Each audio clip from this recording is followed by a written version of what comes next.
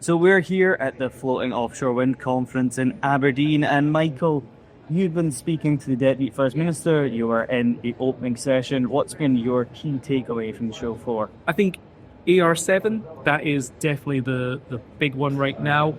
That we had Renewable UK's interim CEO, Jane Cooper. She was talking about floating offshore wind in AR7. She was saying that the budget really, we know the budgets for AR7 are pretty tight, but she was saying that there's only going to be room basically to bring through 2 out of 5 projects. And yeah, a lot of her comments were echoed when I was talking to Kate Forbes. She's really hoping for a lot of Scottish projects to come through in AR7, kind of reversing AR6 and AR5. To Neos, definitely transmission charging, that's also been high on the agenda.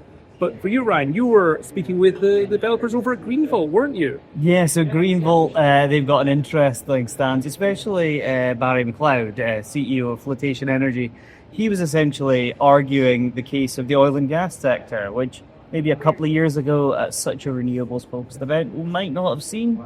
But in the wake of Sunop stepping away from the offtake agreement for Greenville Power, he was arguing for changes to the Energy Profits Levy, which echoes what OEUK and Scottish Renewables, the people behind this event we're in today, were calling for in a letter to Chancellor Rachel Reeves and Energy Secretary Ed Miliband recently, saying that, we need the surety of jobs to ensure that we get people into the sector going forwards, because floating offshore wind isn't just around the corner to roll out to the scale we want. It's going to be a decade plus. We need to make sure we balance the transition as best we can. So interesting talking points all round at Floating Offshore Wind 2025. If you'd like to stay up to date with everything that's happening, well, we have a tag page for all the stories live from the show floor. We've put it in the link in either above me or below me, depending on the platform you're listening on.